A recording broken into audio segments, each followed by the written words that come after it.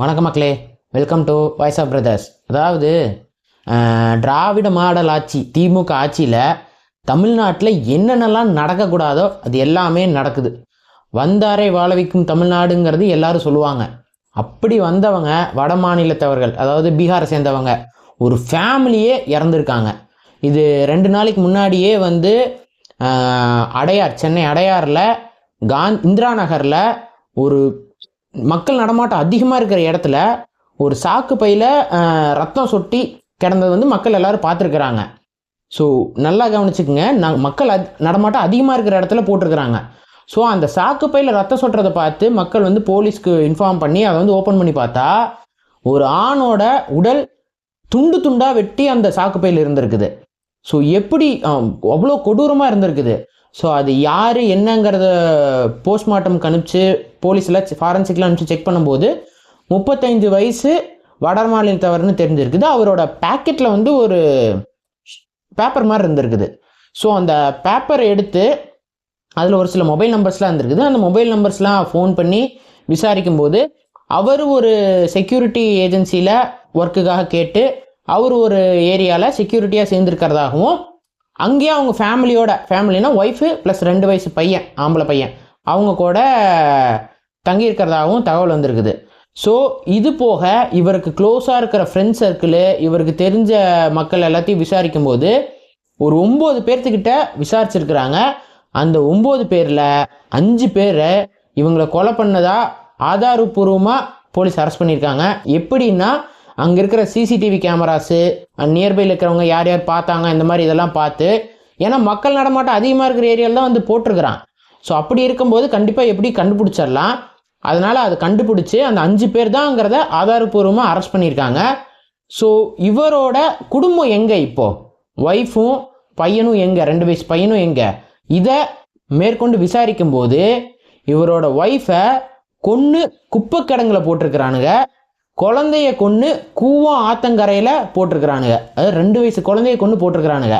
இந்த கொலை பண்ணவனுங்களை யாரும் தெரியுமா? இவனுங்களும் பீகாரை சேர்ந்தவனுங்க தான். பீகாரை சேர்ந்த 5 பேர் தான் கொலை பண்ணியிருக்காங்க.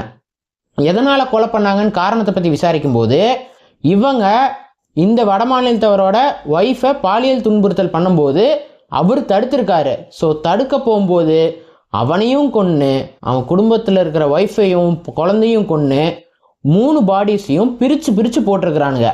ஸோ இதை குறித்து எடப்பாடி பழனிசாமி அவர்களும் என்ன சொல்லியிருக்காருன்னா, திமுக அரசில் இந்த நாட்டுக்கு வாழணும்னு வந்தவங்களுக்கு கூட பாதுகாப்பு இல்லை, இப்படி பட்ட பகலில் ஒருத்தனை கொன்று மக்கள் அதிகமாக நடமாடுற இடத்துல போட்டு போகிற அளவுக்கு தைரியம் இருக்குன்னா இப்போ என்ன ஆட்சி நடத்துகிறாங்க திமுக? அப்படி என்ன கவர்மெண்ட் நடத்துகிறாங்க? போலீஸ் வந்து இதை கூட பார்த்துக்க முடியல, ஒரு சேஃப்டி வந்து கொடுக்க முடியலன்னா என்னது? இது ஒரு சம்பவம் இல்லைங்க, இந்த மாதிரி நிறைய சம்பவங்கள் தமிழ்நாட்டில் நடந்துட்டு தான் இருக்குது. ரீசெண்டாக நடந்த அந்த கஞ்சா போதையில் திருத்தணியில் அந்த ரயில்வே ஸ்டேஷன் பக்கத்தில் அந்த பையனை வெட்டுனது வட மாநிலத்தவனை. அது மட்டும் இல்லை, இன்னொரு ஏரியாவில் அதே கஞ்சா போதையில் 17-18 வயசு பசங்க ஃபுட் டெலிவரி பண்ண வந்த பையனையும் சரமாரியாக வெட்டியிருக்கிறாங்க பட்டாக்கத்தி வச்சு. ஸோ இந்த கஞ்சா இன்சிடெண்ட் வந்து கிட்டத்தட்ட ஒரு 4-5 ஏரியாவில் ரீசெண்டாக நடந்துட்டு இருக்குது. அதுவும் வயசு அதிகமெல்லாம் இல்லை, எல்லாம் 18 வயசுக்கு கீழே. ஸோ அப்படி 18 வயசு கீழே இருக்கிறவங்களுக்கு எப்படி கஞ்சா கிடைக்குது? அதை முதல்ல இந்த கவர்மெண்ட்னால தடுக்க முடிஞ்சுதா?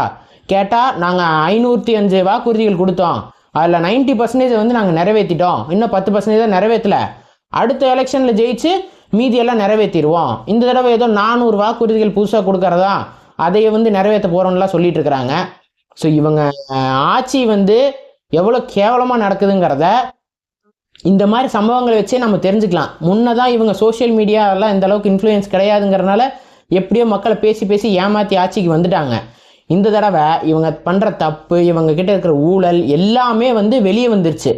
அதனால் இவங்களால் எதிர்த்து பேச முடியல. அதுக்கு சமாளிக்கிறதுக்காக நாங்கள் புதுசாக அதை கொண்டு வரோம், இதை கொண்டு வரோம், இந்த திட்டத்தை கொண்டு வரோம், அந்த திட்டத்தை கொண்டு வரோன்னு சமாளிச்சுட்டு இருக்கிறாங்களே தவிர இவங்க ஆட்சி உண்மையிலேயே ஒஸ்டான ஆட்சி தான். இது எப்போ மாறும்ன்றது எனக்கும் தெரியல. இந்த எலெக்ஷனில் கண்டிப்பாக மாற்றம் வரணும். அப்படி வரலன்னா தமிழ்நாடு என்ன நிலைமைக்கு போகுங்கிறது நீங்களே முடிவு பண்ணிங்க. நான் சொல்லி தான் அதை தெரிஞ்சுக்கணும்னு கிடையாது. நல்லதாக பார்த்து ஓட்டு போடுங்க. உங்கள் ஓட்டு உங்கள் உரிமை. நாளைக்கு தமிழ்நாடு மாறணும், நல்லபடியாக இருக்கணும்னு நினச்சிங்கன்னா யோசித்து ஓட்டு போடுங்க. அடுத்த வீடியோவில் சந்திக்கிறேன். அது வரைக்கும் பாய்.